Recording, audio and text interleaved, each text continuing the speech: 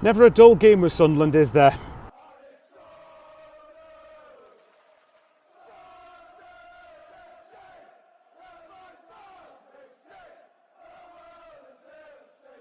Valiant point, that for me, with 10 men for nearly a third of the game, pretty much.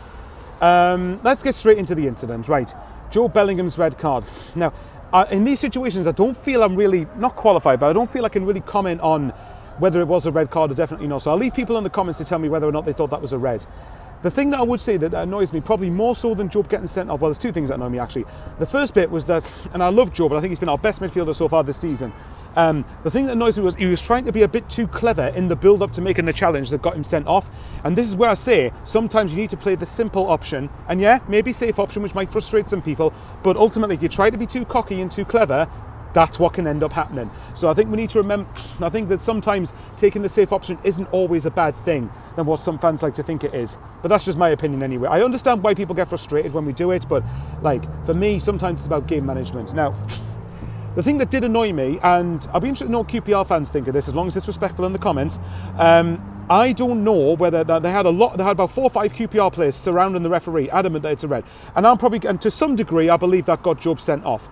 And if you can get away with it, that's absolutely fine. I don't have a problem with anyone doing it if you're going to get away with it. Because if you're not going to get booked for dissent, which is what I believe that they all should have been booked for, then you're going to do it. Fair enough. I don't have an issue with that. My issue mainly comes from the fact I'm pretty sure surrounding the referee and doing that is dissent. That is meant to be classed as dissent. Unless I don't know the rules well enough, to me that's dissent. So where are all their yellow cards then?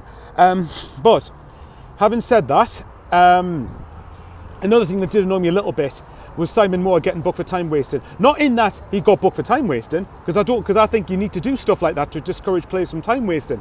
My annoyance comes from Patterson did it once. I can't remember what game it was recently. There was a game where we were leading and Patto got booked for time wasting. I think it was Luton actually. And then obviously at QPR today with Simon Moore got booked for time wasting. That's absolutely fine, as long as you're consistent the other way round. And I can't remember many keepers with a substantial amount of the game left to go. I'm not talking 5 minutes, 10 minutes, I'm talking 20 minutes plus, get booked for time wasting. There's far too many times, there's too much inconsistency with the officiating. And I'm saying this when we've got a point with 10 men. So I'm not having this, you're just bitter about it. No, I'm not. I'm actually making what I think are pretty fair points. I think that actually, the standard of officiating's got to be better at this level. It really has been. And I know we can say about what you want about VAR and all that stuff, but yeah, it's just getting on my nerves now. The lack of consistency with the officials is just something that absolutely baffles me. But having said that, it wasn't QPR's problem. They had a man advantage for half an hour, and from there, I thought that Sunderland were dogged and were brilliant in terms of being resolute at the back. Now I understand that, yeah, QPR aren't the best team in the league, but bearing in mind, Burnley didn't beat them with 11 men, and that was at home, that was at Turf Moor, whereas Sunderland have managed to go to QPR, backs up against the wall. Yes, they haven't won at home yet this season, but still, half an hour to go with 10 men. As soon as that happened, I said to my mates in the pub, I'll take a point. Just get a point, get out of there with something, in the circumstances, move on. And yes, a win would have been absolutely brilliant, and I'll get onto Sunderland's performance in a second, but for me, like, a point with 10 men, I think, it takes quite a lot of mental concentration to hold out for half an hour, because that's quite a long time with 10 men to hold out in a game.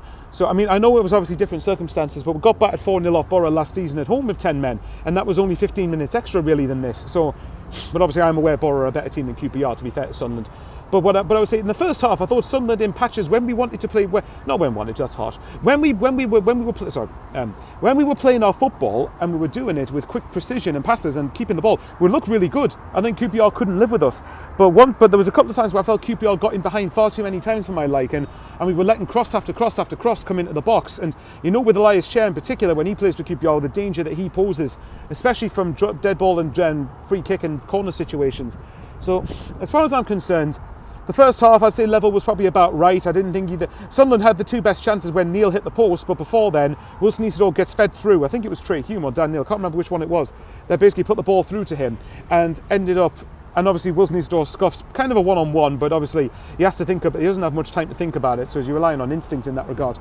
But second half, yeah, Sunderland didn't do much going forward, but obviously the caveat is, with half an hour of the game, with 2/3 of the second half to go, we had 10 men. So, to be fair, valiant effort with 10 men. Valiant point with 10 men, I should say. And yeah, you just get out of there, you move on to Preston and Coventry coming up.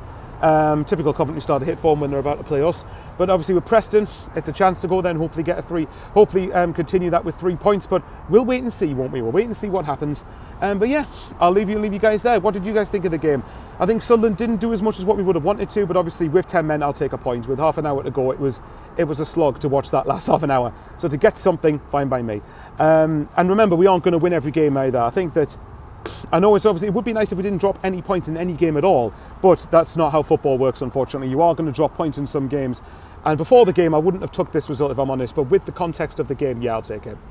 Obviously, it's a missed opportunity for QPR, and they would have hoped for a bit better, but I suppose they could say they've got 0-0s against Burnley and Sunderland, who are in the top, well, Burnley were top 2 before the game, but of course Leeds beat Plymouth, didn't they? So we'll wait and see. Anyway, guys, if you're watching the video and you're not subscribed and you think I've earned it from you, hit the subscribe button, leave a like and share the video around. It'd be massively appreciated. And I'm not going to Coventry next week, so I'm going to try to get a video out for Coventry, but I'm not going to make any promises. But I am at Preston, so you will be getting a video after Preston. So let's get to Preston. Let's see what happens there. And yeah, safe trip back for all the mental Sunderland fans. And yeah, let's take the point and move on. How are the lads?